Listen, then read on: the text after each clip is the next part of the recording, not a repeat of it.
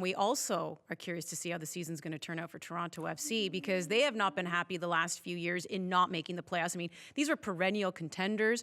At a time they're making the finals 3 or 4 years, winning it in 2017. A lot of questions when it came to the back line and then when it came to goalkeeping. Big signing this offseason, my friend, for Toronto FC. There he is. That would be Sean Johnson joining us here on OneNation. MLS Cup champ, MLS Cup MVP, MLS 2022 All-Star. I'm going to keep going down your resume, my friend. Thank you so much for taking the time here on OneNation. First things first, why Toronto FC? Why choosing to play for that team? Yeah, thanks for having me, first and foremost. Yeah, for me, I think the decision became really clear and easy. I took my time in free agency. I was able to come up and visit the city, visit the club, just see the type of environment, very family-oriented environment, very professional, and ultimately feeling wanted as a player and seeing the pieces in place to do something special. So all things considered, once I hit the ground, I knew it was the right place to be. Hey, Sean, Jordan here. I'm a big fan, actually. You're a very athletic goalkeeper, and you're a Yachty, so I love that as well, that you're Jamaican. I will say go to Miss Lickle Moore's on King Street. Go to that restaurant, all right? Remember I told you? Enjoy that, for sure. Word on the street is that the sixth god, Drizzy, had something to do with your deal coming to Toronto. Like, just put it out there for me. Like, did Champagne Poppy get you to Toronto? Was this like a bargaining chip? Talk to me and be real, brother. Don't come with any lies. Be real. Was Drizzy a part of it? I'll be real. No, Drizzy did pop up. The boy. To the restaurant, but it didn't have a factor into overall the decision coming to play. Okay, I think we know the truth then. The real reason why you came to Toronto FC, this is absolutely no secret, Sean. That's the truth. Yeah, is John Conway. We all know. Yeah, it's okay, fine. He's my husband. He's the goalkeeper coach for Toronto FC. But you played with him, Sean, in Chicago when you first entered the league. I mean, tell the truth. What really brought you to Toronto was John Conway. He's like, yeah. See, now we're getting to the underlying. No, yeah, we played together back in Chicago back in the day, and obviously I know John well. I'm excited to link up back here and work together.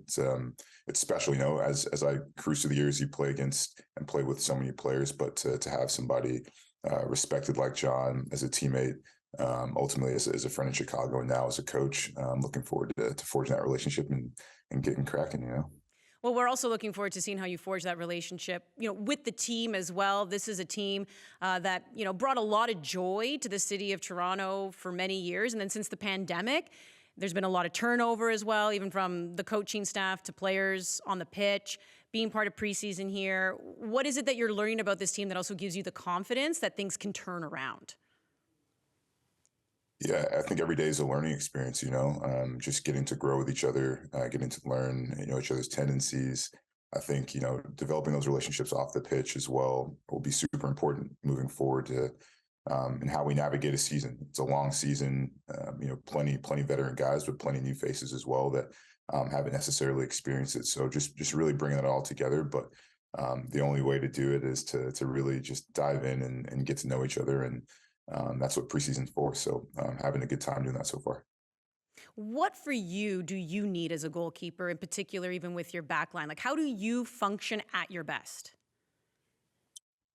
Yeah, I think for me as a goalkeeper, it's obviously important to have everybody be on the same page. So you talk about those relationships off the field, but on the field as well. There's so many different moments that you'll go through in the course of a game, and the more you play together, the more you understand each other, and just really communicating with each other and making sure that we're all on the same page and all for the same mission every single time we step on the pitch. In 2021, Sean, with NYCFC, like you were a catalyst, like you were such a big important piece with that squad. What do you think that that experience of that season that you're gonna bring here when you're playing for TFC? Like with that leadership, like what are the key ingredients you feel that you're gonna bring with this new back line, but also just this new team? Yeah. 21 was a really unique experience for me. You know, as a captain of the New York City FC when I was there, and you know, we played a lot of games on the road that year. I think we played one game at home, and just taking away from those experiences really is just, you know, ultimately just being myself. You know, I've grown into a you know, leadership role over the years, and kind of come into my own, and really just I've stuck to the same values, and I think for me it's just setting the example, of just how I bring, you know, my personality on the daily basis to the group. And we have so many other additions, and so many other players that also contribute to that. But it's really just doing my part to really get us where we need to be. Speaking of personalities, the Italians got some big ones, Insigne and Bernadeschi. What have been your first impressions so far with those guys? Yeah, great guys. Honestly, that's my first impression. Obviously, we know they're talented players and special players, but just great guys. Just getting a chance to really meet them, spend some time with them. You know, not only just enjoying the football on the field, but being able to sit down at meals, you know, grab coffee, and just really laugh and joke with them. That you'd be surprised at, you know, how personable they really are. And yeah, it's exciting to get in and integrate it with the guys. Grab espresso is what you Espresso. espresso or some Right. cappuccino. That's what you're Right. grabbing with them. I'm sure that we'll have some good coffee recommendations as well, and in Toronto. So I'm looking forward to that too. Yes, you will. You know, we've been talking a lot about your experience, obviously, in MLS and being a champ and, you know, reaching the highest that you can at the pro level. What about World Cup experience? What was that like? Yeah, the World Cup was a really special experience. You know, for me, my first experience at the World Cup, it was the first time I got a chance to represent my country on the biggest stage. You know, obviously we you know made a good run. You know, wish it could have gone further, but it's something I'll remember forever. It's something you dream about as a kid.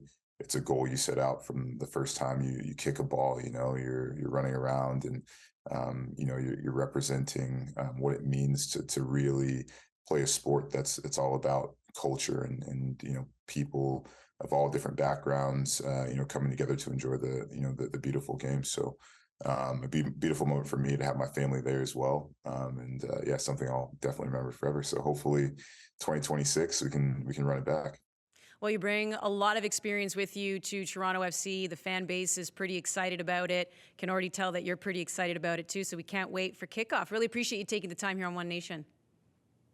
Yeah, as always, I'm happy to come on, and definitely excited to get in front of the fan base, and get going here in 23. So looking forward to it. Good luck, brother.